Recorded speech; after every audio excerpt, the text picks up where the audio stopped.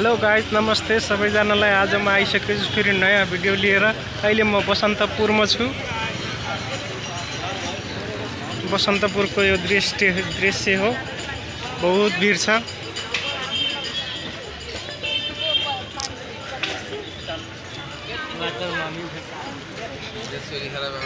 पुरानो संरचनाहरू, मन्दिरहरू छ,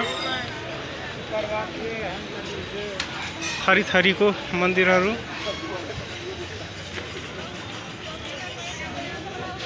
यस्तो मन्दिर त कति छ, कति घुमे साध्य छैन जस्तो छ।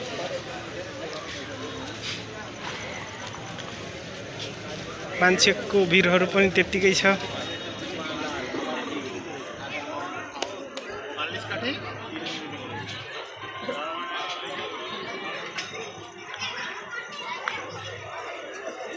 काठमाडौँ आउनुभयो भने यो ठाउँलाई भिजिट गर्नु होला, हेर्नु होला, घुम्नु होला, रमाइलो छ।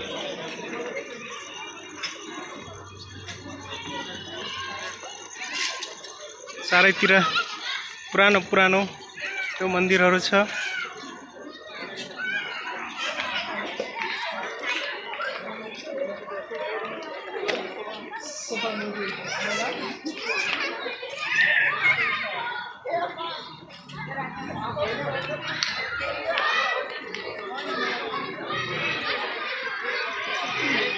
यो बाटो हिँड्दाखेरि यता त्यो साइडमा चाहिँ यो ठुलो घन्टी छ। ठुलो भन्नाले धेरै नै ठुलो छ। मान्छेहरूको भिड देख्न सक्नुहुन्छ, बहुत भिड छ। यो मन्दिर छ, यो मन्दिरमा दर्शन गर्नको लागि आउँछन् पर्यटकहरू।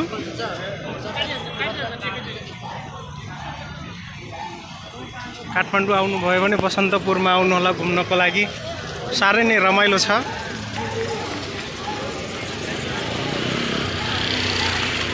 देख्न सक्नुहुन्छ यहाँ रिक्सा पनि छ। यो रिक्सामा घुम्न पनि सक्नुहुन्छ। अब यहाँ माथि मन्दिरमा म चढ्दैछु।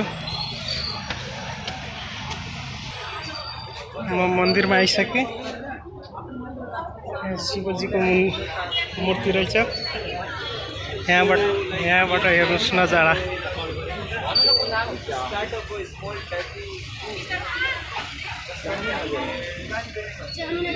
नै भयो। दिदीहरू चिया बेच्दै हुनुहुन्छ। म मन्दिरको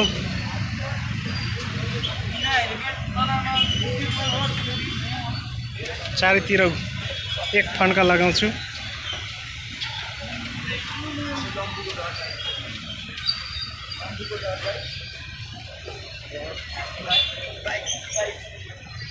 देख्न सक्नुहुन्छ यहाँ मान्छेको बहुत भिड छ।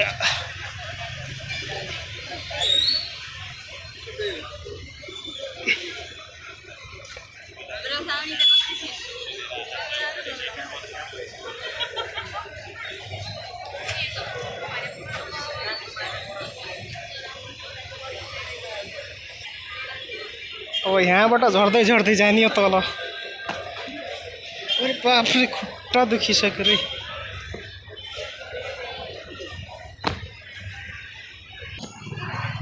हेर्न सक्नुहुन्छ कति भिड छ यहाँ।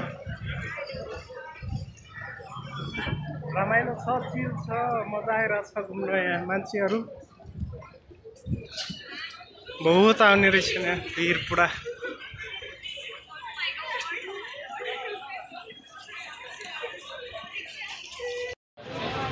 यहाँ घुम्दा हाम्रो बामदाइनी भेटिनु भएको छ गाउँको।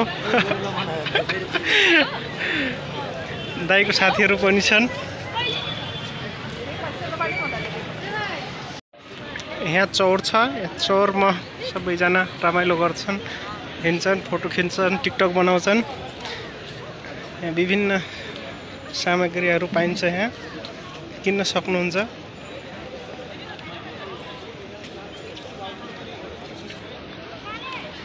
हेर्न सक्नुहुन्छ चारैतिर पुरै झिलिमिली छ घरहरू। सामानहरू पनि थरथरीको छन्। मालासाना माला नि किन्न सक्नुहुन्छ।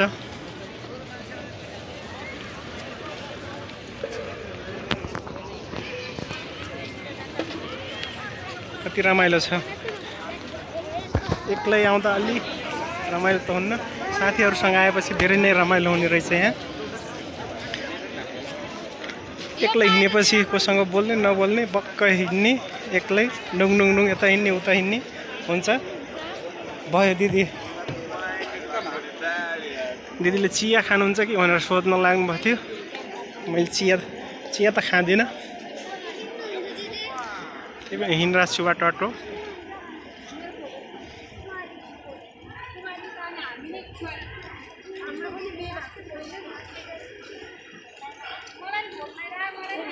हेर्न सक्नुहुन्छ यो कति पुरानो संरचना हो, मन्दिर हो।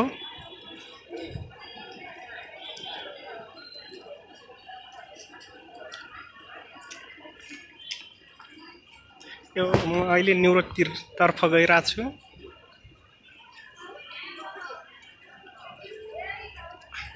यताबाट अगाडि गइयो भने न्युरोड हो, उतातिर न्युरोडतिर गइएन।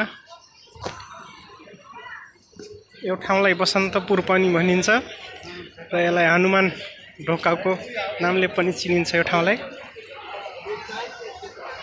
हेर्न सक्नुहुन्छ, चारैतिर रमाइलो छ।